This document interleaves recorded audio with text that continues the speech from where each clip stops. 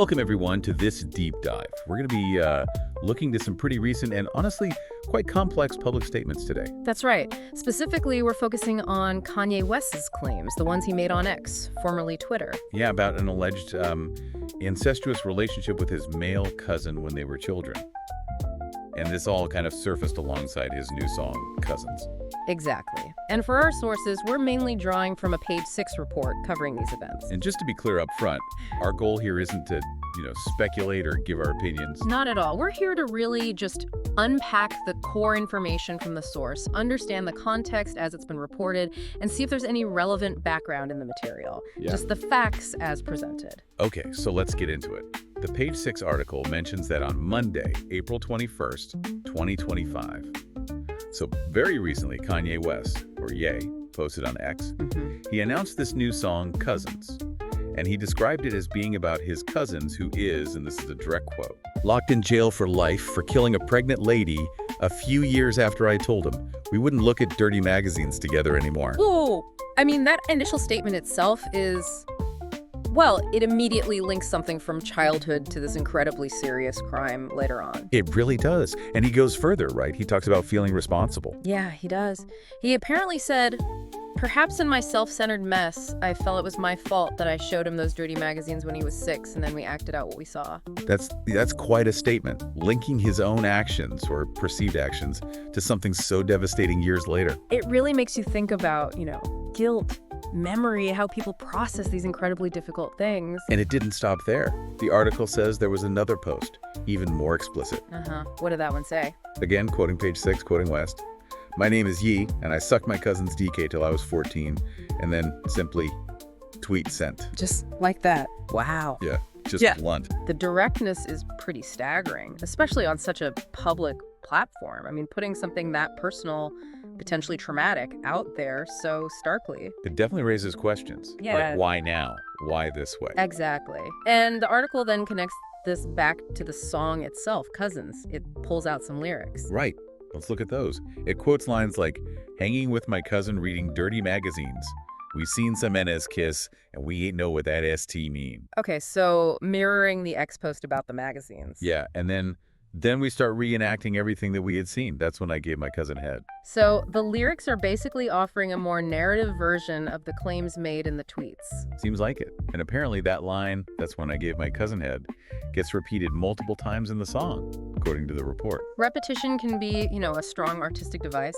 Emphasizing a point or maybe reflecting on it, it adds another layer to consider alongside the starkness of the tweet. The article also highlights another part of the lyrics, a confession within the song. Oh, what was that? He apparently says he told his cousin not to tell nobody. Ah, okay. Keeping it secret back then. But then, right after that, or near it, he includes a line about his own sexuality. Right, I remember reading that part. People tell me take it to my grave. Truth will set you free someday. I don't think they understand that I'm not attracted to a man. Yeah, that juxtaposition is really interesting, isn't it? He's detailing these alleged acts, but at the same time, very clearly stating he's heterosexual. So he's defining the experience, perhaps, or trying to control the narrative around his own identity while making this disclosure. It could be interpreted that way. I mean, it adds a whole other dimension. How does he view these past events in relation to his identity now? It's complex. Definitely. And the report adds a bit more context he apparently provided. Something about where the magazines came from. Yes, he mentioned finding them in his late mother's closet, Donda West's closet. And he also brought up his recent claim about his mother being a lesbian. He did. So he seems to be weaving these different threads together. The childhood events, the magazines, his mother's history, or his claims about it anyway. How does that additional context potentially shape the story he's telling? Well, it could be seen as trying to provide some kind of background, maybe explaining the environment, or perhaps it's part of building this larger, very public narrative about his family and his past. It makes you think about how memory works, doesn't it? It does. Now, shifting gears slightly, the article also touches on the music video for Cousins. Ah, yes, the visuals. And the description is, well, it's pretty jarring. It apparently includes home videos, but also gun violence, semi-pornographic images. Okay, quite a mix already. And then, disturbingly, a sign that read, "For Fits," and a burning cross. Wow. Okay, that's Extremely provocative and offensive imagery to include. To say the least. Yeah. So you have this deeply personal story, potentially about trauma, mixed with violence, sexuality, and then these incredibly hateful symbols. It's hard to know what to make of that combination from the description alone. Is it meant to reflect inner conflict? Is it purely for shock value? Is it some kind of commentary he's trying to make? It's very challenging imagery to place alongside the core claims. Yeah, it really is. And, this cousin, it's not the first time he's come up in Kanye's public statements. Right, the page 6 piece pointed that out too. It referenced a past interview. Exactly. Back in 2018, on Jimmy Kimmel, while he was endorsing Trump, West apparently mentioned his cousin was locked up for murder. I recall something about that. And he said he still loved him, despite what he did. So the cousin's existence and his crime were already sort of public knowledge, at least to those who follow West closely. It seems so.